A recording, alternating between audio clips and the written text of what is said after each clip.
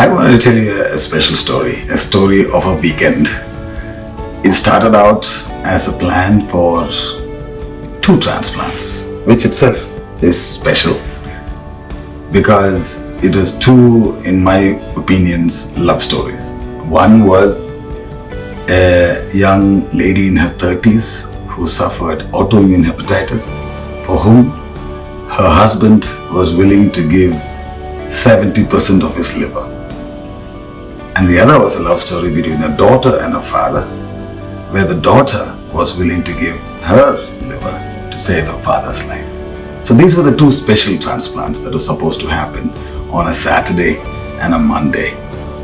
However, halfway through this first transplant for the girl with the autoimmune hepatitis, I received a phone call from the Andhra Pradesh Transplant Organ Procurement Program.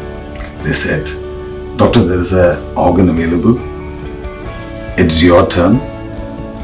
Can you do the transplant?"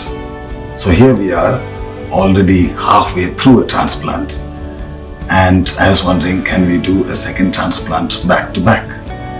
And knowing in mind there was a 3rd transplant to be done after that. So we split our team up, and I sent part of our team with one of our senior consultants to the donor hospital where they did the retrieval, and then the problems started. The organ was not ideal. There are things called marginal organs where the liver is not perfect. The cadaver liver, the liver from the donor was not perfect. I'm talking about the cadaver donor, the brainstem dead donor. Now,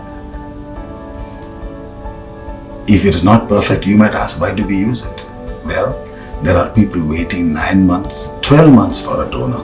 And if we don't use it, he or she might not survive long enough to get another chance to receive a donor graft. And this was such an occasion.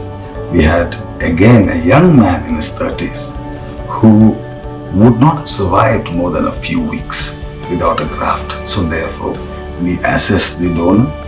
And because I have done more than 400, 450 transplants, especially cadaver transplants in the UK, I have a lot of experience with assessing grafts, and I thought there are positive findings about this graft that allows me to use it, and we did.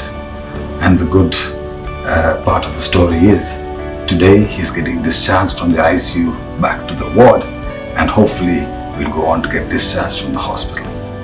So nearly 36 hours into the whole procedure, where the whole team had been working continuously, the second transplant came to a close.